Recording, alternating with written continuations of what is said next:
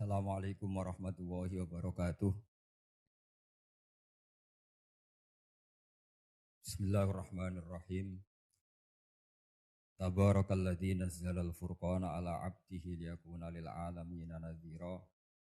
Allahumma shalli wa sallim ala sayyidina maulana Muhammadin wa ala alihi washabbihi asma'in amma ba'du. Ingkang sangat kula hormati, sangat kula takzimaken Ki Haji Mustofa Bisri sedanten keluarga Ki Haji Yahya dan semua keluarga besar Bani Mbah Bisri Mustofa. Ingkang sangat kula hormati Profesor Dr. Al Habib Said Aqil Al Munawwar. Beliau adalah profesor ahli hadis juga sekaligus ahli tafsir yang sangat kita hormati dan yang hadir kita hormati. Mari bersama-sama nikmati audisi ini. Jadi ini saya digambar Mbah Mus untuk audisi. Jadi saya lulus apa enggak ya enggak tahu. Tapi saya pastikan tadi kalau Profesor Said Aqil Al Munawwar fasih membaca Al-Quran, saya akan menjadi kompetitornya, akan fasih memaknai tafsir Quran. Karena saya sudah tidak mungkin bersaing di suara. Orang tahu semua kalau suara saya itu jelek. Mungkin Allah mau bagi-bagi rezeki. Jadi kalau saya suaranya bagus, nanti tidak diundang jadi mufassir, diundang jadi penyanyi hadroh. Jadi sudah itu saya nikmati saja. Begini, saya dari awal itu sudah saya perkirakan. Jadi kalau nasib saya baik, itu kalau kalian tidak paham, itu akan ngomong gini, wah ilmunya Gus Ba tinggi, sehingga kita tidak paham. Itu kalau nasib sedang baik. Kalau nasib saya buruk, itu minim artikulatif, sehingga menjelaskannya bulat. Itu pasti nggak pinter orangnya. Karena menerangkan saja tidak mudah apa? Difahami. Tapi kalau nasib sedang baik, sampaiannya nggak paham, malah muji ilmu saya yang tinggi.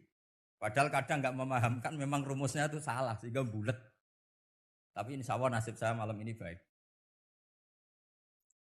Begini, saya dulu pernah berdoa berkali-kali sama Allah Subhanahu wa taala bahwa saya ingin membaca Quran itu fasih fil makna.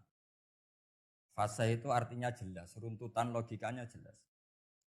Sehingga barokahnya fasih itu logika Quran atau logika yang dibangun Quran itu menjadi benar-benar logika yang diterima siapa saja, termasuk diterima oleh orang kafir.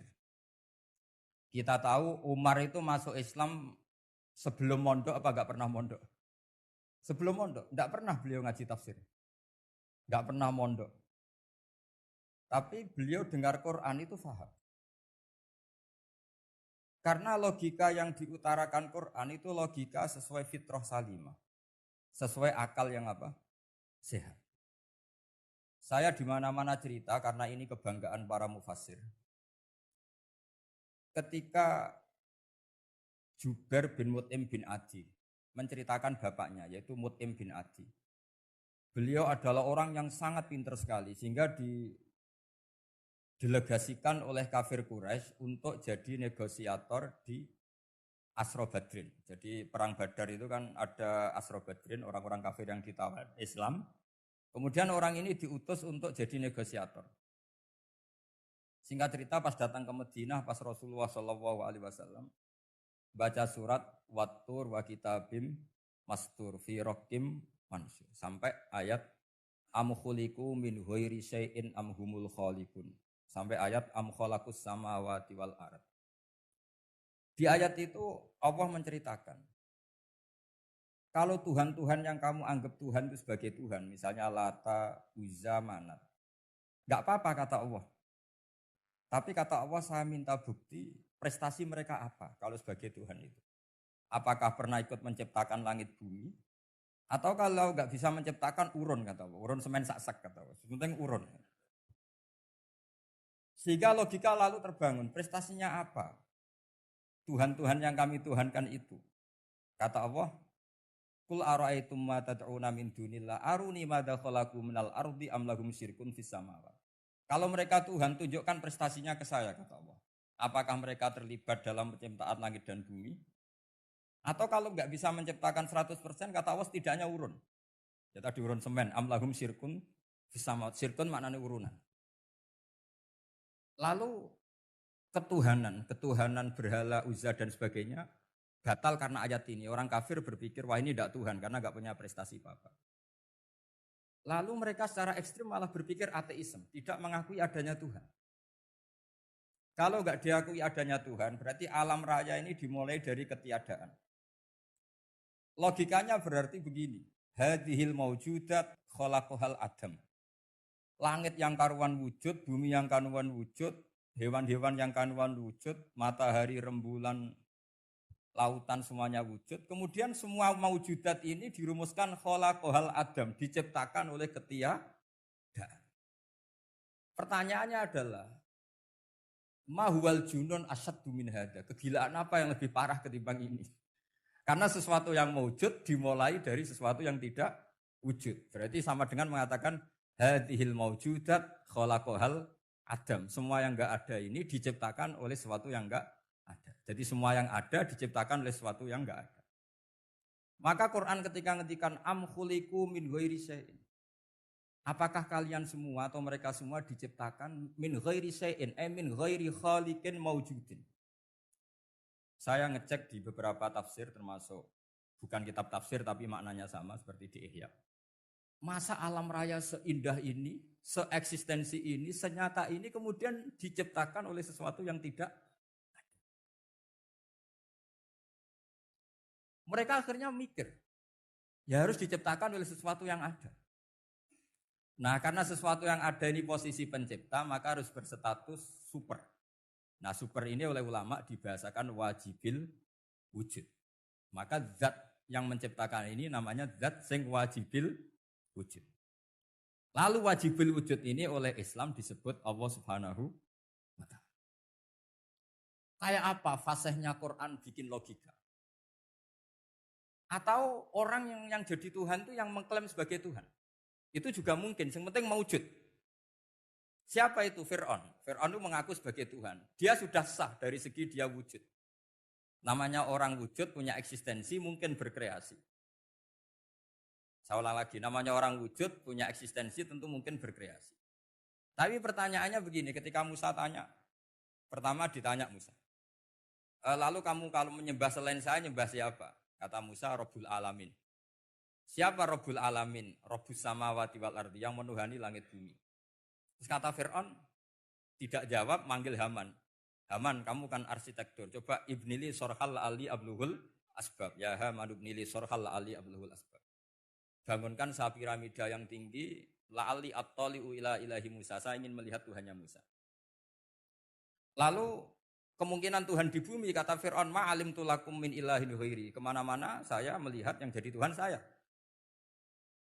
Musa ngerti kalau Fir'aun ini pekok cara bahasa Jawa itu. Itu menerangkan sifatnya Allah itu dengan sifat yang sederhana. Tapi justru dengan sederhana ini Fir'aun tidak bisa jawab. Terus Nabi Musa ganti argumentasi, Rabbukum wa Rabbu abaikumul awalin. Yang nuhani nenek moyang kamu, leluhur kamu. Itu terperangah, kagetnya bukan main Fir'aun. Karena para umatnya, para punggawanya lalu berpikir, kalau ini Tuhan, berarti buyut-buyutnya enggak ada Tuhan. Kan Tuhannya datang terlambat. Makanya Pak Jokowi kalau dituduh PKI enggak terima. Saya ini lahir tahun berapa gitu. Pas ada PKI itu masih 4 tahun. Masa ada PKI balita? Ini enggak, ini ada Tuhan balita, Tuhan terlambat. Pertanyaannya adalah kalau Fir'aun itu Tuhan, lalu bapaknya, mbahnya, buyutnya Tuhannya siapa? Makanya ketika Allah disifati Nabi Musa, Rabbukum wa Rabbu abaikumul awalin. Yang nuhani nenek moyang kamu, itu kagetnya bukan? Dan semenjak itu banyak punggawa Fir'aun yang iman. Ini yang akhirnya nanti jadi waqala rajulun mu'minum min ali fir'auna yaktumu imana. Atau yang menjadi ayat wajah rajulun min aqsal madinati yas'a.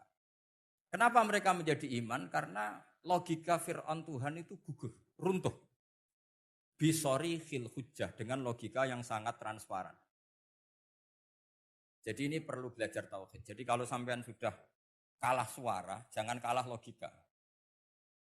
Kalau sudah kalah suara, kalah logika, jangan kalah tinggal mendengar saja kok tidak paham bangunnya gitu. Jadi ini sering saya utarakan. Makanya banyak ulama mengatakan fasihu ibaratil Quran itu bukan sekedar notnya atau sajaknya kalau boleh dibilang sajak. Tapi karena runtutan cara berpikirnya. Maka kelihatan sekali di tema-tema Quran. Ketika nyifati Allah Rabbus samawati wal ardi tidak mengalahkan Fir'aun, justru dengan sifat yang ringan Rabbukum wa Rabbu abaikumul awalin bisa mengalahkan Fir'aun. Nah, kenapa sekarang orang tidak fasih baca Quran? Karena tadi perangkat itu tidak cukup. Saya berkali-kali matur, juga sering matur Mbah Mus. Saya itu sekarang masih belajar Al-Ibris, Mbah Misbah, Marbawi, semua khazanah tafsir, baik yang bahasa Jawa, bahasa Melayu, itu masih saya pelajari. Termasuk saya pelajari lughotnya. Mulai lughot yang setengah benar sampai macam-macam. Saya tadi matur sama Profesor Said Akil Al-Munawwar. Memang bacanya harus urut, Said Akil Al-Munawwar. Karena sekali salah Said Akil Sirat. Sebenarnya enggak apa-apa, ini sama-sama orang alim. Cuma enggak tahu nasib di publik ini, enggak tahu saya ya, macam-macam lah gitu. Namanya orang banyak. Enggak usah dijelaskan. Tapi semuanya baik. Saya pernah ketemu Pak Said Akil Sirat itu bilang gini, Gus, orang jadi wali itu sebabnya dua. Mungkin kalau kayak jenengan banyak pecintanya, yang doakan banyak. Kalau saya banyak yang benci, wah itu ngirangi dosa gitu kan. Batin gue dasar wong alim bener woy. Jadi beliau nikmati memang itu. Karena babanya beliau itu sama dengan baba saya yang dari keluarga Kudus. Buyut saya itu kakaknya buyutnya Pak Said Akil. Jadi makanya jangan pernah benci orang alim. Orang alim bulet atau kayak opo itu masih saja punya alasan. Saya itu dengar Kiai Bisri, cerita Kiai Bisri itu tidak ada yang serius. Dulu ketika ada polemik Haji yang Mu'alim, itu orang kumpul semua di sini. Kata Kiai Bisri, sudah, nunggu Mbah Fadl. Mbah Fadl sudah di rumah. Ngiranya orang itu ya Mbah Fadl rawuh dileteh. Setelah lama Mbah Fadl tidak datang. Loh Kiai Bisri, Mbah Fadl tidak datang. Lah ya di rumah. Lah mana kok tidak ada? Ya di rumahnya sendiri. Karena beliau enggak pernah bilang di rumahnya. Orang saja yang kepikiran kalau itu rumah leteh. Itu mirip seperti guyannya Rasulullah SAW. Nabi itu kalau guyon itu tidak pernah bohong. Makanya di tiba itu disebut wayam zahu walayakul ilahakon. Nabi itu ya guyon, tapi nggak pernah bohong. Yang bohong kan khayal kamu. Masyhur itu ada orang sepuh sowan Nabi. Di kitab saya itu perempuan, tapi di beberapa kitab lelaki. Saya tidak tahu pastinya berapa. Biasanya ahli hadis mentahmilkan taat dudul kisoten atau taat dudul wakiaten. Oke, kita bayangkan itu perempuan. Ya Rasulullah saya ini tergesa-gesa, nanti takut kemalaman. Ini orang sepuh. Jadi jangan kamu bayangkan Nabi Suwani wong ayun nom nanti jadi hoax. Orang sepuh. Oh di sini aja, tidak usah tergesa-gesa pulang kata Rasul. Nah nanti gimana? Saya jalan kaki ya Rasulullah sampai kampung saya itu nanti malam. Kata Nabi, la ahmilan naki alab minako.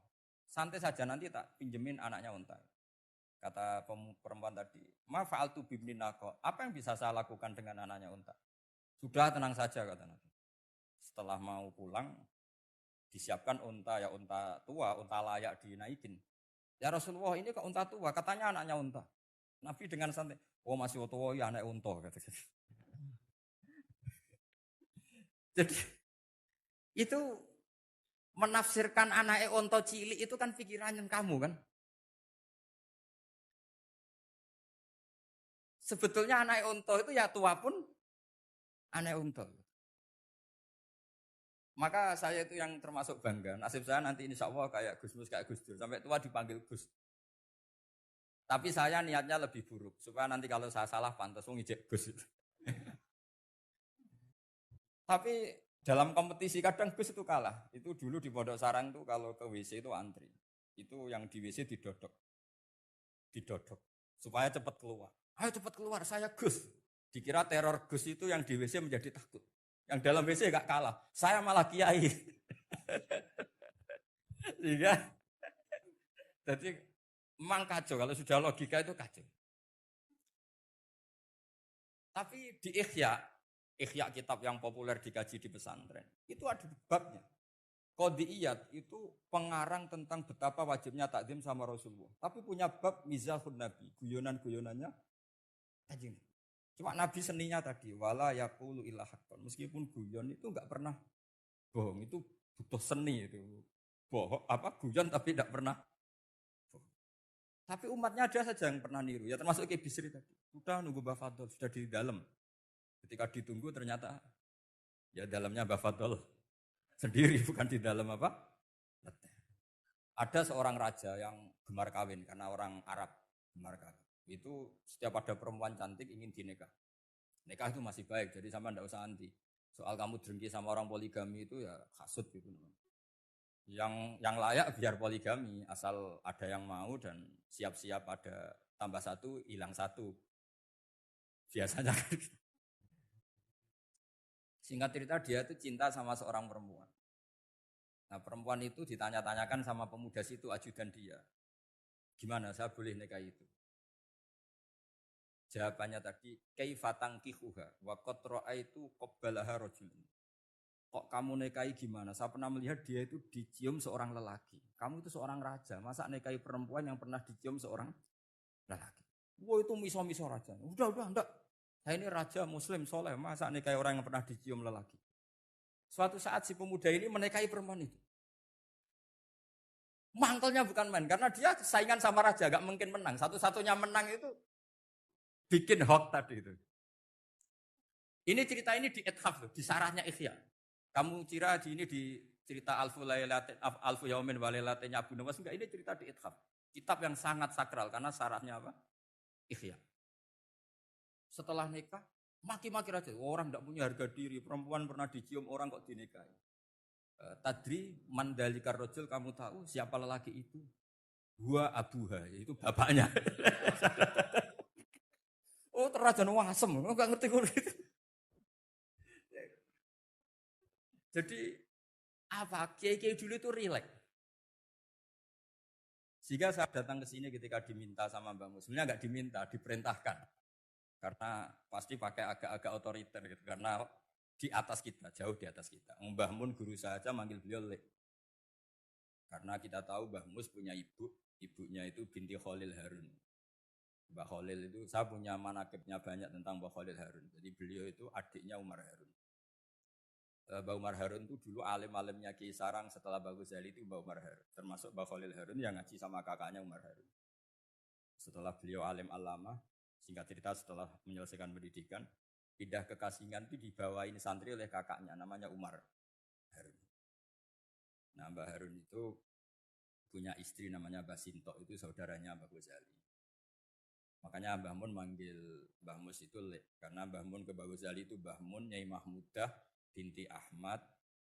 Ahmad ini bin Su'aib. Su'aib ini juga menantunya Mbah Ghazali. Terus Mbah Ghazali. Berarti Mbah Mun dari Mbah Ghazali generasi kelima. Kalau Mbah Mus kira-kira ya Mbah Mus, Nyai Bisri, Mbah Khalil. Nah Nyai Sinto ini sudah saudaranya apa? Mbah Ghazali. Berarti Mbah Mun dengan Gus Mus itu kalah satu tokoh di urutan nasab. Makanya manggil apa? Leh. Tapi Mbah Mus orang baik tidak pernah manfaatkan itu. Yang sering manfaatkan Mbah Nawawi itu. Karena pernah sepuh itu, wah sembrono kalau sama saya itu. Saya di mana-mana itu digosipkan murid beliau. Ya saya ikhlas saja. Itu satu-satunya harga diri Mbah Nawawi, ya saya ikhlas. Saya ikhlasnya. Jadi karena memang saya manggil beliau juga memang pernah nyembah. Buyut saya kandung itu namanya Maimunah, itu mbaknya Mbah Dowi. Jadi saya ini juga Bani Lasem. Buyut saya kandung namanya Maimunah, istrinya Mbah Umar, Umar bin Arabi. Melahirkan mbah saya sampai ibu saya sampai saya. Saya teruskan. Jadi cobalah Quran itu dibaca secara fasih. Kalau ingin baca fasih caranya gimana? Kamu harus belajar balaghah, belajar lisanul Arab, belajar mantek, belajar logika. Kalau logika itu tidak sampai, cari muhalnya. Ini fatwanya Said Robdon Al-Buti, juga fatwanya semua ulama usul fikih. Saya ulang lagi ya, kalau logika kamu nggak paham, cari sisi muhalnya. Saya ulang lagi, cari sisi muhalnya. Misalnya kamu angan-angan tentang Allah nggak dok. Sedurunge Allah iku sapa? Misalnya kamu angan-angan gitu. Sama agama tentu itu dilarang, tapi orang filsafat tetap saja nyari itu. Lalu hentikan pencarian itu, yaitu tadi katakan saja hadhil maujudat yastakhilu ayyakhluqahal adam. Sesuatu yang maujud tentu enggak mungkin disebabkan oleh sesuatu yang tidak ada. Fa innal adama la yu'atsiru aslan wala yakhluqu aslan. Namanya sesuatu yang enggak ada pasti tidak berstatus pencipta. Namanya saja enggak ada. Akhirnya la buddha min ayyasbiqa hadzal alam maujudun. Maka alam ini harus didahului sesuatu yang maujud. Lah maujud ini yang oleh Islam disebut Allah Subhanahu wa taala. Sudah selesai di sini. Tinggal delok TV, tinggal ngopi, turu sampai setannya setruk karena nunggu mau bikin was-was itu lagi. Loh saya itu termasuk kiai paling sering lihat sinetron. Kadang ya lihat Mak Lampir itu sering sekali. Sampai istri saya itu protes, Gus, dengan kata orang banyak orang alim kok senengane delok Mak Lampir. Karena setan mau menggoda saya tentang berpikir Allah. Jadi dia ngenteni. Iku malah mikir Mak Lampir gitu. Setelah lihat Mak Lampir biasanya saya itu lapar, terus makan. Habis makan tidur. Setannya masih nunggu mau was-was. Ternyata saya habis bangun ngopi lagi. Kadang lihat berita orang ditangkap KPK, macam-macam. Ini penting saya utarakan supaya setan itu tidak menang. Jadi ciri utama setan itu kata Rasulullah SAW, setan ini goda umatku, hadhil jibal khalaqaha Allah, hadhil ardo khalaqaha Allah, hadhil bihar khalaqaha Allah. Faman khalaqaha Allah. Itu makanya banyak orang jurusan filsafat keblinger karena tanya Allah itu siapa? Kata Rasulullah, jika sampai ini maka kamu harus berhenti. Loh, berhenti tanpa dialihkan ke yang lain kan susah. Tinggal aja lihat dulu sinetron. Ya paling gampang ya Mak Lampir, kan ada takut-takutnya sedikit. Karena kalau lihat sinetron anak-anak milenial itu kalau ada artis cantik sampai nangis. Karena istri kamu tidak seperti itu. Jadi ini trik ya. Trik supaya melihat TV tapi tidak nyesal. Makanya saya milihnya Angling Darmo, Mak Lampir. Ya saya nggak mikir maknanya. Butuhnya setan bin mangkol itu. Karena ngenteni saya mikir itu ternyata tidak mikir itu lagi. Jadi makom saya itu beda, sama-sama lihat sinetron. Mungkin saya jadi wali karena lihat sinetron. Mungkin ya. Makanya banyak wali itu gak bisa diduga. Banyak orang jadi wali itu justru karena makan. Justru karena melakukan hal-hal yang cara orang banyak itu salah. Itu Abu Yazid Al-Bustami itu pernah tanya sama Allah. Kak Haman gak usah bayangkan caranya tanya gimana. Enggak wali ya enggak tuh. Sudah enggak usah tanya itu. Tanya gini, ya Allah, orang sesergup saya dalam ibadah, sedekat ini sama jenengan. Lalu saingan saya dekat jenengan masuk surga itu siapa? Sama Allah ditunjukkan orang yang tidur, itu tidur. Ya teman kamu yang tidur di kamar. Enggak terima Bu, ya ini gimana kok bisa setingkat saya, orang yang tidak tidur itu. Yang saya ibadah terus, istighfar terus. Tapi jawabannya Allah nih, wah ibadah terus, itu mergo wedi aku. Jadi kan nganggep aku itu rodok-rodok jahat gitu. Iki turah turu, mergo yakin aku apian, mulane ditinggal turu. Jadi sampean jangan tiru makom saya ketika tidur. Itu punya kelas khusus. Tapi jangan tiru, ini cerita saja, sampean ndak harus niru. Karena sampean kalau niru, itu harus ada Abu Yazidnya. Abu Yazid sudah enggak ada. Tapi itu ilmu. Ilmu yang cocok enggak cocok harus kita kaji. Saya tadi jagungan sama beliau, sama Profesor Said Akil Al-Munawar. Beliau cerita sebetulnya sekolahan saya itu tentang usul fikih, tapi terkenal saya Profesor Tafsir. Tapi saya suka ilmu usul fikih, meskipun korbannya ya banyak.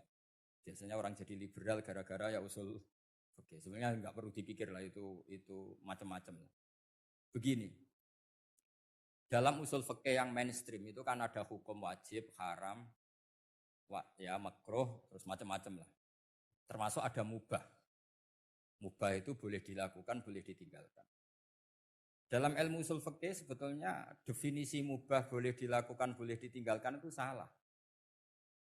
Karena begini, setiap Anda melakukan sesuatu yang mubah, pasti di saat itu meninggalkan sesuatu yang haram. Saya ulang lagi ya. Ithma min mubahin illa wa yatahaqqaqu bihi tarku haramimma. Semua teks di Lubul Usul seperti itu. Memang saya hafalkan, karena ini cara saya jadi wali yang mudah murah. Ithma min mubahin illa wa yatahaqqaqu bihi tarku haramimma. Fayatahaqqaqu bisukun tarkul qatli wa bisukut tarkul qadzaf. Terus beliau membuat sekian contoh. Hukum mubah itu kata ulama yang lain kan boleh dilakukan, boleh ditinggal. Itu tidak benar. Mubah itu ya wajib. Karena setiap kita melakukan mubah, maka saat itu berarti kita meninggalkan barang haram. Coba orang tidur itu artinya apa? Tidak zina, tidak maling, tidak selingkuh, tidak mabuk. Sampean di pondok nikmati jagongan, rokokan, ngopi. Artinya nikmati rokok, nikmati kopi. Tidak menikmati tontonan di bar. Makanya kita berharap malaikat itu belajar usul fikih sehingga ketika kita rokok di pondok dilihat hada taroka melihat bar, wahada taroka melihat dangdutan, wahada. Jangan sampai malaikat bilang gini, dasar kere rakra delok. Itu repot kalau sampai begitu. Nah, kalau mubah itu artinya tarkul haram. Tarkul haram itu wajib apa sunat? Wajib kan? Berarti setiap orang melakukan mubah, hakikatnya melakukan wajib. Dan itu artinya dapat pahala. Salah sampean ngaji ini rahatam. Jadi ngelakoni mubah, itu mengira tetap mubah. Maka berbahagialah orang yang ngajinya khatam. Makanya setahu saya kiai-kiai Mbah Mun ya sering guyon. Setahu saya Mbah Mun kalau ketemu Mbah Mun ya guyon terus. Guyonnya ini adalah waminal qutbi kata Imam Ghazali. Qutbu hadaddin al-istilzat bil mubahat. Poros agama ini pada akhirnya adalah nikmati sesuatu yang dibolehkan Allah Subhanahu. Orang itu kalau fasik, mau makan siang aja kalau nggak ditemani perempuan cantik nggak bisa makan. Mau jalan-jalan kalau nggak ditemani perempuan cantik nggak bisa jalan-jalan. Kalau kiai-kiai itu enggak. Gojlok-gojlokan gue seneng ira karuan. Dulu terkenalnya Kiai Bisri, Kiai diundang katanya mau ada menteri. Ternyata menterinya ya beliau tidak masak antok di sini. Karena maknanya menteri itu pembantu presiden. Semua kita adalah bantu presiden terlaksananya kedamaian itu. Loh iya kan? Saya berkali-kali ngomong di mana-mana. Apa artinya menteri pertanian kalau kita tidak nanam padi? Mbok pinternya kayak apa tetap nggak ada ketahanan pangan. Sekarang menjadi ketahanan pangan itu rumusnya menteri apa karena petani mau nanam padi? Itu hakikatnya membantu presiden dalam ketahanan pangan. Cuma petani lebih keren karena tidak butuh digaji. Kalau menteri ya keren tapi kurang keren karena masih dapat apa? Gaji. Agak tunggalin lah anak mikir untuk gaji. Nah petani enggak. Mikir enggak dapat gaji. Oh itu keren. Selalu rakyat lebih keren dibanding pejabatnya. Memang gitu aturannya begitu. Aturannya begitu. Kamu saja yang kurang syukur. Jadi rakyat tuh gremeng. Enak jadi menteri. Ya sudah itu hak kamu. Tapi saya tidak berpikir seperti itu. Maka saya ulang lagi ya. Kenapa saya ngomong seperti ini? Supaya tadi saya sudah bilang, saya sudah enggak menang dalam suara, harus menang dalam logika. Karena ini audisi, ini audisi. Di kabar Mbah Mus, nanti yang menang siapa enggak tahu saya. Tadi Pak Muat, sekarang saya, kemarin Gus Zofur enggak tahu saya, nanti masuk nominasi apa enggak tahu. Begini, kalau artinya fi'lul mubah itu tarkul haram, saya ulang lagi, kalau fi'lul mubah itu artinya tarkul, maka mubah ini spesial sespesialnya. Sehingga Allah kadang ngendikan sederhana sekali. Wa min ayatihi manamukum billaili wan nahar. Termasuk ayatnya Allah adalah kamu ditedir tidur malam hari maupun siang hari. Kalau kamu enggak malam hari, subuh hari, pagi hari, siang hari. Kenapa dihitung wa min ayatihi? Sekarang kalau ada pakar medis, pakar kesehatan bilang, ini kalau kurang istirahat mati, kalau kurang istirahat jantungan. Berarti tidur adalah menghilangkan penyakit jantung. Obat paling mandi dengan orang rutin tidurnya, itu masih mandi orang rutin tidur.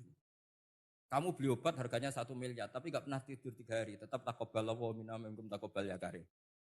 Maka yang penting itu obatnya apa tidurnya? Tidurnya yang dibantu obat. Tapi kalau obat tok gak dibantu tidur, masih sakit. Berarti penting mana tidur sama obat? Karena penting tidur wamin ayatihi. Orang kayak sampean sering delok YouTube, delok gambar semacam-macam. Barokah mana dengan tidur? Wong nak melek mripate delok macam-macam. Barokah tidur. Jadi tidur adalah perlawanan terhadap keinginan melakukan haraman. Ya, saya ulang lagi, tidur itu adalah perlawanan terhadap keinginan melakukan keharaman. Jadi kalau mau tidur nyati gini, ya Allah, siap tidak berangan-angan tentang maksiat terus tidur. Oh, itu wamin ayatihi. Jangan kok gak di duit terus ngombe sing akeh ben iso ngantuk. Wah ini tidur yang untuk melawan kemiskinan. Supaya lupa utangnya tidur, lupa kasusnya itu udah akan jadi wali yang seperti itu. Kalau jadi wali tak gugat itu. Nah, sehingga karena mubah itu tarkul haram, Allah itu sering menghitung ibadah yang super itu halal mubah. Misalnya Allah ngendikan kulu washrobu. Kamu harus makan. Sekarang gini, jaga kesehatan itu wajib enggak? Wajib. Kalau saya tidak sehat tidak bisa ngaji di sini. Apalagi Mbah Mus kalau nggak sehat ditunggu orang se-Indonesia fatwanya. Dan di antara cara sehat kamu harus makan. Kalau nggak makan sakit. Lalu makan dengan posisi menyehatkan orang yang bisa fatwa, bisa mulang, bisa macam-macam. Posisi ini super apa tidak super? Super. Maka Allah kadang sederhana, ngendikan ibadah itu kulu wasrobu jom, kue yo mangan yo. Tapi ayat ini menjadi tidak hebat kalau dibaca orang tidak pernah ngaji, nggak pernah ngaji usul fikih. Pangeran piye toh? Dirimo ngongkon mangan kowe dikongkokno kulu. Wis ora usah ngono ya wis mangan. Rusak Quran kena makna niku rusak. Kamu tahu superiornya ayat kulu wasrobu kalau belajar fa inna fi'lal mubah berarti tarkul haram karena saat melakukan mubah artinya tarkul haram. Dan tarkul haram itu penting. Sekarang gini, merusak diri sendiri haram apa enggak? Haram. Untuk supaya tidak rusak kamu harus makan. Berarti makan wajib apa sunat? Wajib. Lho sing haram itu kalau lo tulung piring dintekno. Nah, dengan cara pemaknaan seperti ini, Quran akan superior. Bahkan di ayat-ayat yang kelihatannya sederhana, kulu washrobu, wala tusrifu. Ketika Nabi Musa dimenangkan mengalahkan Fir'aun, itu Allah firman pertama gitu. Kamu harus makan mimma rozaqnakum. Cuma syaratnya wala tatghaw fihi fayakhilla alaikum ghadab. Kalau kamu berlebihan nanti dapat ghadab saya. Nah khawatir saya kalau ilmu ini sudah hilang, terus ayat-ayat yang biasa tentang kemanusiaan dikira biasa. Padahal ayat ini super, misalnya nikah. Nikah itu oleh Allah, perempuan yang kita nikahin, itu oleh Allah disebut surga. Saya punya bukti, misalnya gini ayat ya. Wala tangkihul musyrikati hatta yu'min, wala amatum mu'minatun khairum min musyrikati walau a'jabatkum. Terusannya ayat, wala tangkihul musyrikina hatta yu'minu. Wala abdu mu'minun khairum min musyriki walau a'jabakum. Terusannya ayat ulaika yad'una ilan nar. Para musyrikah yang ingin kamu nikahi karena mereka non muslim atau kafirah atau musyrikah itu hanya mengajak kamu masuk neraka. Maksudnya ngajak itu kan bisa saja kamu tertarik perempuan tadi sampai kompromi merubah akidah kah? Terusannya ayat wallahu yad'u ilal jannah. Harusnya dengan berpandingan kamu jangan menikahi musyrikah. Logika perbandingannya kan wawaw yad'u ila nikahil mu'minah. Saya ulang lagi. Harusnya muqabalahnya kan wawaw yad'u ila nikahil mu'minah. Allah mengajak kamu supaya menikahi mu'minah. Tapi kata mu'minah sama Allah diganti wawaw yad'u ilal jannah. Allah mengajak kamu masuk surga. Ila nikahil mu'minah. Artinya gini. Setiap kamu hubungan intim sama istri kamu, itu adalah menjadi kamu tidak zina. Jadi kalau kamu tidak zina, barokahnya istri kamu ini penopang kamu masuk surga. Makanya Rasulullah pernah ditanya, ibadah itu apa saja? Nabi secara ringan diantara jawabannya, wa fi buti ahadikum shadaqah. Sudah kamu ngumpul istri kamu itu ya ibadah. Terus kata sahabat-sahabat, ya Rasulullah ayati ahaduna syahwatahu wa walahu ajrun. Yang benar saja Rasulullah, masa urusan gitu dapat pahala gitu. Nabi jawabannya ya enteng, alaih salawadu'aha fi haromin aka'ana alih wisrun. Kalau dia salah yang dikeloni kan ya dosa. Berarti kalau ngeloni yang benar juga pahala. Berarti istri kamu itu jannah surga. Cuma jannah yang agak aneh, karena rewel itu agak aneh. Jadi itu jannah yang agak aneh. Maka supaya jannah ini tidak aneh, kata Rasulullah itu cara bersuami istri itu, kata Rasulullah, halla jariyatan tula ibuka wa tula ibuka. Sebagian riwayat halla jariyatan tudhahikuha wa tudhahikuka. Kamu cari perempuan yang gampang guyon, gampang rileks. Mula abah itu rileks, mudhahaka ya rileks. Saya berkali-kali cerita, saya ini termasuk orang yang enggak pernah diskusi penting sama istri saya. Karena takut tegang. Biasanya kalau tegang itu yang suaminya kalah. Jadi saya itu enggak pernah diskusi penting. Saya kemarin mau ke Pasuruan ya, mau ke Peloso itu ditanya, mau kemana? Ya enggak tahu.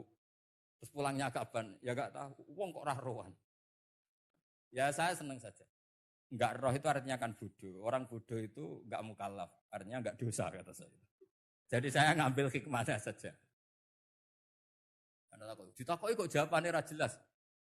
Ora jelas itu misteri. Memang dunia itu penuh misteri. Pokoknya tak itu. Pokoknya yang kira-kira itu jadi tidak penting. Rasulullah tuh kalau debat sama istrinya ya milih gitu. Milih mula abah mutohaka. Saya punya sekian cerita. Betapa Rasulullah tuh rileks ngadepin cemburu-cemburunan. Sayyidah Khadijah tentu orang yang super bagi Rasulullah.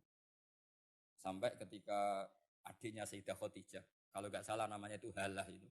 Kalau datang itu Rasulullah itu menjamu karena mengingatkan suara Khadijah. Kalau muji Khadijah itu sudah langit Rasulullah. Sehingga Aisyah itu cemburu. Bagaimana Anda selalu muji Khadijah? Waqad abdalakallahu khairan minha. Allah mengganti yang lebih cantik ketimbang Khadijah dan lebih muda. Maksudnya Aisyah. Kenapa masih muji yang sudah meninggal? Tua lagi kan. Gantian Sayyidah Fatimah yang tersinggung karena ibunya ditua-tuakan. Itu ketika Fatimah cemburu, mangkelnya sama Sayyidah Aisyah. Mangkel manusiawi loh. Enggak usah kamu jadi Syiah terus benci Aisyah itu. Karena kalau kamu jadi benci Aisyah berarti kamu nganggap Aisyah itu salah. Dan itu efeknya di Rasulullah. Berarti Rasulullah milih istri yang salah. Makanya kita ini madzhabnya ahli sunnah. Abu Bakar tidak mal'un. Kenapa tidak mal'un? Kalau kamu bilang Abu Bakar mal'un berarti Rasulullah salah pilih teman. Umar tidak mal'un. Karena Rasulullah pasti milih teman yang benar. Begitu juga milih istri yang benar. Dalilnya tidak usah jauh-jauh. At-thayyibatu lit-thayyibi. At-yabut thayyib tentu Rasulullah. Berarti istrinya pasti thayyibah. Jadi madzhab ahli sunnah adalah madzhab sing jelas-jelas mimbaini farsi wa damil labanan khalisan sa'iwal lisyari. Jadi kalau kamu cari logika gampang saja. Nabi itu thayyib, bahkan atyabut thayyib. Padahal kata Allah at-thayyibatu lit-thayyibi. Ya jelas ya. Jadi ini tidak usah dimasukkan hati tentang konfliknya Aisyah dan Fatimah. Itu biasa saja. Yang satu bela ibunya, yang satu bela dirinya. Sebenarnya Aisyah itu enggak niat ngeritik Khadijah. Ingin diperhatikan Rasulullah saja. Terus ketika Sayyidah Fatimah matur ya Rasulullah saya supaya ngalahkan Aisyah itu gimana? Karena ibu saya sudah meninggal ya memang cantik dia, muda dia. Dan tahu betul orang kalau Nabi itu sangat mencintai Aisyah. Kata Rasulullah bilang gini saja, tetap hebat ibu saya. Karena ibu saya dapat Rasulullah rondo untuk Joko. Kowe ayu kaya apa iku untuk dudo. Jadi rileks saja Rasulullah. Akhirnya ya semenjak itu enggak ngeritik lagi. Bahaya ini kalau ngeritik. Khadijah itu kan sudah umur 40 tahun. Janda dapat Joko. Aisyah perawan untuk dudo. Keren mana? Keren Khadijah. Jadi tidak semua masalah itu Nabi itu menyelesaikan cara ekstrim. Nabi itu biasa mula apa? Santai rileks. Nah, kalau para mbak-mbak ini ingin jadi surga yang enggak aneh, syaratnya jangan rewel karena di surga itu enggak boleh ada orang rewel. Tapi kalau enggak rewel sementara suami kamu enggak benar, ini namanya goblok. Maka kata Mbak Mun kalau ngijazahi santri-santrinya, "Cung bojomu kudu rewel, enggak ngono fakir," kata Mbak Mun. Tapi santri yang di belakang gremeng. Iya, Mbah, nak fakir, nak jantungan mati. Makanya sering itu. Jadi di antara ulumil Quran itu ada istilah maudhi'ul mudmar mengganti maudhi'ud dhamir atau maudhi'ul lafzi menggantikan lafdan akhar. Itu memang agak jelimet di ilmu tafsir. Tapi bagi pelakunya itu menjadi gampang. Ya tadi, ketika Allah melarang nikah hal musyrikah, saya ulang lagi. Ketika Allah melarang nikah hal musyrikah, normalnya perbandingannya kan wallahu yad'u ila nikahil mu'minah. Tapi sama Allah digenti. Wallahu yad'u ilal jannah. Itu menunjukkan bahwa nikahul mukminah adalah al jannah. Karena kamu hubungan intim ya ibadah. Diwamuk kowe sabar ya ibadah. Nafakoi ya ibadah. Neng-nengan kejahatan senjata juga ibadah. Seru Bang, neng-nengan itu seru. Karena memang di antara sistem tubuh kita itu butuh masa-masa jeda. Itu mari cerdas. Karena tubuh kita ini tidak hanya butuh senang, tapi juga butuh susah. Susah itu melahirkan kearifan. Jajal bojomu tahu minggat, mesti kearifan kamu meningkat. Jadi minggat itu ya penting. Nikmati saja. Loh, ini saya nggak ngajari keburukan. Memang seperti itu. Nah, saya berharap ilmu usul fikih ini tidak boleh hilang. Karena dengan ilmu usul fikih kita tahu mubah adalah tarkul haram dan tarkul haram adalah wajib. Maka Allah sering sekali membicarakan sesuatu yang mubah itu superior. Kayak tadi wa min ayatihi manamukum billaili wan. Nah, termasuk ayatnya Allah adalah kamu itu tidur. Cara berpikir tadi, kalau saya tidak tidur sakit, kalau sakit habis biaya banyak. Sementara tidur hanya butuh seperti ini. Betapa baiknya Allah. Dengan tidur bisa menjaga kesehatan yang kalau tidak dijaga berbiaya tinggi. Berarti hadan naumu naumul ibadah. Terus ulama bilang tidur itu ibadah. Kalau niatnya litaqawi alal ibadah. Tapi nak waya blojo turu lah itu sing masalah. Tapi tentu ilmu itu ada pembanding. Sekarang ketika kamu tidur itu tarkul wajib apa tarkul haram lah itu masalahnya. Seringnya kamu itu tarkul wajib. Waya mulang turu. Waya ngantor wong kerja turu. Lah itu tarkul haram atau tarkul wajib? Tarkul wajib. Kalau tarkul wajib berarti status tidur kamu haram. Sudah pinter ini sudah maju ini sudah maju. Jadi saya belajar usul fikih lagi-lagi karena untuk menjadi mufassir itu harus menguasai balaghah, menguasai usul fikih, menguasai lisanul arab. Nah, lisanul arab yang sering saya contohkan berkali-kali. Saya punya kitab namanya Ar-Risalah. Orisinil karangannya Imam Syafi'i. Saya baca beberapa kali khatam. Juga saya beberapa kali bacakan santri. Itu kalau memaknai Quran secara lisanul arab itu gampang sekali. Gampang sekali. Ketika Imam Syafi'i mengatakan, kamu boleh tayamum ketika bepergian dan saat bepergian itu tidak menemukan air. Syaratnya kamu tolabul ma', cari-cari dulu. Ketika ditanya sama Ashabus Syafi'i, kenapa harus cari-cari dulu? Jawabannya enteng. Li'anna Allah ta'ala yaqul falam tajidu ma'an wala yuqalu liman lam yatlub lam yajid. Karena Allah ngendikan kemudian kamu tidak menemukan air. Di mana-mana tidak menemukan setelah mencari. Kalau belum mencari namanya tidak tahu. Jadi dari kata falam tajidu ma'an kemudian kamu tidak menemukan. Tidak menemukan berarti apa? Setelah mencari. Sehingga beliau mensyaratkan dicari-cari dulu, baru berkesimpulan tidak menemukan. Nah setelah tidak menemukan, kamu baru boleh tayang. Segampang itu ilmu usul fikih di depan Imam Syafi'i.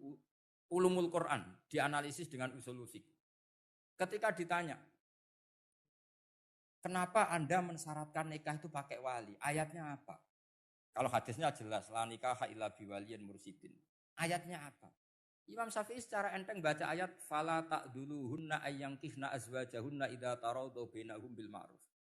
Jika wanita yang kamu waleni, saya ulang lagi, jika perempuan yang kamu walikan, misalnya kamu punya anak yang umur 20 tahun ingin nikah sama seseorang.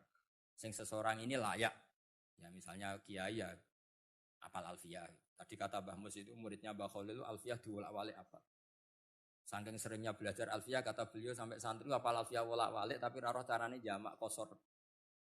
Karena dulu pondoknya mau pondok nahwu. Jadi kayak di ngelirap itu. Tonggone nganti apal fa'ala yaf'ulu fa'lan. Cinone weh apal saking bedino itu ujiane ra selawatan fa'ala yaf'ulu fa'lan wa ma fa'lan wa fa'ilun. Jadi pondok ya macam-macam. Itu saya tadi sampai mana itu? Tentang apa? Wali nikah tadi. Di bab fikih, saya ulang lagi di bab fikih. Itu kata Allah, jika perempuan yang kamu walikan itu ingin nikah, fala ta'duluhunna, jangan kamu larang. Kata Imam Syafi'i, kalau seorang wali tidak punya hak mewalikan, maka larangan jangan menghalangi itu tidak ada gunanya. Misalnya gini, Zaid itu tidak punya utang saya ulang lagi, Zaid tidak punya utang saya. Memang ini ilmu logika, Zaid tidak punya utang saya. Terus sampean bilang ke saya gini, Gus Bah, Zaid ojo tagih. Itu omongannya wong aneh apa enggak? Aneh kan? Tapi kalau Zaid punya utang saya 1 juta, terus kamu menasihati saya, Gus Zaid ojo tagih. Benar apa enggak? Wali itu punya hak melarang. Saya ulang lagi, wali berarti punya hak melarang putrinya tidak nikah. Jika diperintahkan Allah, kamu jangan pernah melarang. Berarti punya hak melarang. Kayak tadi, Gus ojo tagih, berarti aku dia hak nagih. Misalnya otoritas bandara ATR, pesawat Boeing sekian-sekian Lion bolehkan landing di sini. Karena operatornya punya hak melarang. Juga punya hak mengizinkan. Tapi kalau orang lain kamu bilangin, pesawat Lion nggak boleh landing di Semarang. Orang lain yang nggak terkait dengan otoritas itu. Aneh nggak omongan itu? Aneh. Kalau wali dilarang menghalangi perempuan ingin nikah harus memberi izin maksudnya. Maka berarti wali punya hak menikahkan. Paham yang saya maksud? Makanya Imam Syafi'i mensyaratkan seorang perempuan yang nikah harus pakai wali. Jadi segampang itu. Kitab Ar-Risalah menerangkan ulumul Quran. Dan dalam banyak hal ulama dulu itu, makanya saya tadi berjanji, karena Quran itu bisa kamu baca fase, kamu dengerin suara enak ya enak. Kamu dengerin logika yang enak ya enak. Jangan sampai kamu udah dua-duanya. Suaranya sudah ada enak, logikanya tidak enak, itu kacau namanya. Ketika Imam Syafi'i ditanya, bagaimana hukumnya uzubah? Uzubah itu enggak nikah. Padahal ada hadis faman rohibaan sunnati falesa. Kata Imam Syafi'i ya enggak apa-apa. Kenapa? Fa inna wa ta'ala dzakara 'abdan sholihan wa qala wa sayyida wa hasura wa nabiyya minas sholihin. Allah menyebut nabi yang soleh dan di antara nabi yang soleh itu ada yang berstatus hasur. Hasur itu tidak ada keinginan sama perempuan. Akhirnya tidak nikah. Berarti tidak nikah itu boleh karena ada nabi yang tidak nikah. Segampang itu dulu. Saya punya kitab, saya ini baru gencar-gencarnya kampanye kitab Syajaratul Ma'arif. Karena memang kitab itu bagus, menurut saya simpel dalam memahami Quran. Jadi anggap saja ini bentuk penghormatan saya sama Ki Bisri yang sudah mengkhidmai, mengenalkan ulumul Quran lewat tafsir Al-Ibris. Yang Ki Misbah punya tafsir Al-Iqlil. Memang dua beliau itu kalau yang satu ngarang terjemah Alfiyah, yang satu yang ngarang satu. Ini dua kutub yang berbeda, yang satu sangat rileks, yang satu sangat seperti itu. Enggak usah diterjemah nanti jadi repot. Itu ulumul Quran yang ditulis Syajaratul Ma'arif itu gampang sekali. Misalnya begini, beliau bikin judul Babun nafil ibad bikullil bilad. Bab seseorang harus manfaat kapan saja dia berada. Itu terus beliau qala ta'ala wa ja'alani mubarakan ainama kuntu. Ciri utama para nabi itu ngendikan wa ja'alani mubarakan ainama kuntu. Saya dijadikan di mana-mana itu berkah. Jadi seseorang hidup harus di mana-mana manfaat. Terus ketika beliau ngendikan babun la yutrakul haqqu li ajril batil, bahwa kebenaran tidak boleh ditinggalkan hanya karena ada banyak kebatilan. Beliau terus ngendikan inna sofal marwata min sya'airillah faman hajjal baita wa atamara fala junaha alaihi ajat tawafa bihim. Jadi di sofa itu ada berhala namanya Isaf. Di Marwah ada berhala namanya Nailah. Atau sebaliknya pokoknya Isaf dan Nailah. Terus sahabat kalau mau sa'i itu merasa dosa karena harus melewati berhala-berhala itu. Sehingga mereka tanya, ya Rasulullah, saya ini tetap tawaf enggak? Padahal di tempat-tempat itu ada berhala. Terus kata Allah, tetap tawaf. Nah, tetap tawaf ini artinya apa? Melakukan barang hak meskipun di situ banyak kebatilan. Itu manhajnya para orang-orang alim kita.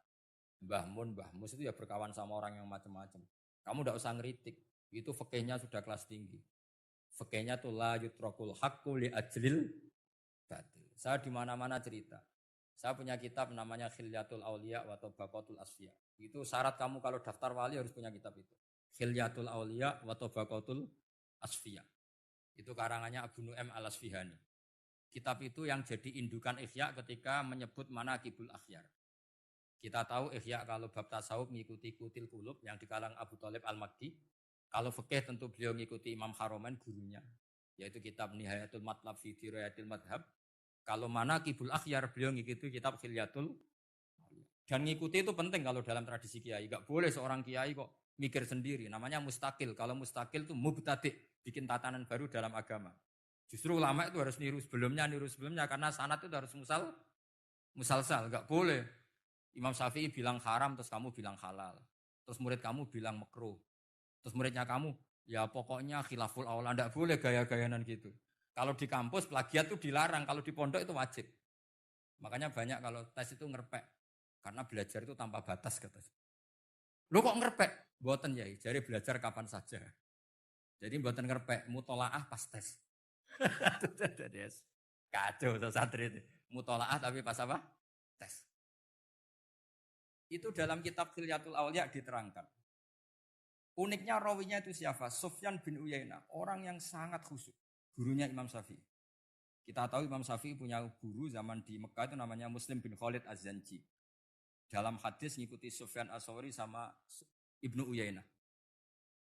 Tapi beliau intisabnya lebih ke Imam Malik ketika ngaji apa? Muwatta. Terus beliau punya guru usul fikih namanya Muhammad bin Hasan Asy-Syaibani. Itu Sufyan bin Uyainah dalam kitab itu diceritakan. Pernah suatu saat Isa sama Yahya. Ini supaya saya tahu fikihnya Mbah Mun, fikihnya Mbah Mus. Isa sama Yahya itu satu nabi yang sama-sama muda, yang satu angkatan. Saya berkali-kali cerita, nabi yang satu angkatan itu ada 3. Tapi yang 2 ini enggak level, yaitu Ibrahim dan Lut. Tapi enggak level, karena Lut itu adalah pernah keponakan siapa? Ibrahim. Musa dan Harun, tapi Harun itu enggak levelnya Musa, karena dia jadi nabi berdasar proposal Nabi Musa. Jadi Nabi Musa itu alsak, agak pelat. Sehingga beliau kalau menjelaskan kesulitan, terus pakai jubir. Makanya kemarin-kemarin itu ada wali yang kalau ngomong pakai apa? Jubir. Akhirnya Nabi Musa ngendikan apa? Waj'alli waziran min ahli Haruna akhi usdud bihi azri wa asyrikhu fi amri. Ya Allah, saya ini lisannya agak pati fasih. Tolong Harun sing huwa afsahu minni lisanan. Yang lisannya lebih fasih tolong jadikan nabi. Sama Allah dituruti, Harun jadi apa? Nabi. Tapi yang dapat wahyu Musa, jadi dia hanya jubir. Makanya seangkatan tapi tidak level. Yang seangkatan level itu hanya Yahya dan Isa. Nabi Isa kita tahu berstatus wa yukallimun nasa fil mahdi wa kahla. Jadi mulai kecil sudah pinter. Nabi Yahya ya enggak kalah keren. Ya Yahya khudil kitab bi quwwah wa atainal hukma sabiyah. Ketika kecil sudah pinter. Jadi ini rivalitas dalam ilmu. Makanya khilaf itu penting. Jangan gontok-gontokan, berarti ora tahu ngaji. Khilaf itu penting. Nabi Yahya itu kalau jalan-jalan sampai Nabi Isa, itu yang Nabi Yahya mesti tanya, Aina khiyarun nas, rumahnya orang baik mana? Saya mau nginep di situ. Mesti tanya gitu kalau di satu perkampungan yang beliau-beliau sedang jalan-jalan. Tapi kalau Nabi Isa tanyanya aneh, Aina syirarun nas, wong sing elek-elek manggone nang ndi? Akhirnya ini kan terjadi debat, tapi karena sama nabinya ya ndak debat kusir terus, kubu-kubunan kosong berapa sama kosong berapa, enggak, ini sama. Ya sama-sama kosong-kosong, sama-sama orang ikhlas itu kosong-kosong. Sama lama terus debat kecil. Kenapa kamu tanya aina khiyarun nas? Mana orang-orang baik? Jawabnya Nabi Yahya, ya kumpul orang baik itu enak, nyaman, teduh, enak lah. Nah kamu kenapa kok tanya mau nginep di aina khiyarun nas? Ana nabiyun, ana tabibun, udawil mardo.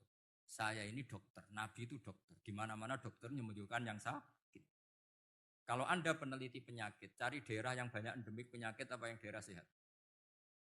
Daerah yang kena endemik penyakit. Tapi problemnya Anda sendiri berpenyakitan, kalau ke situ tambah nemen. Ya sama, kalau kamu kira-kira tidak kuat ya jangan kumpul orang yang seperti itu. Kamu tidak kuat kan, malah katut. Tapi fikih-fikih kiai-kiai kita, guru-guru kita, berteman orang macam-macam tenang saja.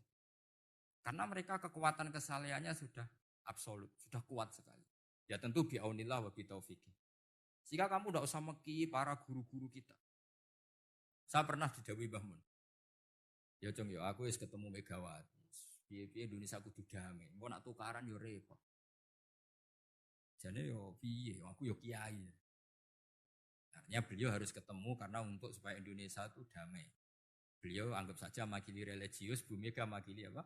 Nasional. Dan Indonesia damai itu kalau ada kerjasama antara kaum nasionalis dan kaum apa? Religius. Jadi yang namanya damai itu penting sekali. Sampai Rasulullah itu pernah berdamai sama orang yang jelas-jelas kafir. Apalagi Indonesia belum sampai seperti itu. Yaitu kita tahu dalam Sulhul Hudaybiyah, Nabi berakad damai sama Suhail bin Amr. Padahal kafir. Nah, kalau kamu Qur'annya sudah seperti itu, maka Qur'an itu punya kekuatan yang luar biasa. Ketika Sayyidina Ali konflik sama Sayyidina Muawiyah, itu dirumuskan kita berdamai. Setelah kita berdamai, terus ada pertanyaan begini. Lalu orang yang sedang konflik itu nak ketemu raine, roh raine wis ra seneng. Ning dinggon jenenge konflik ketemu raine wis ra seneng. Oke, kita pakai mediator, kata Sayyidina Ali.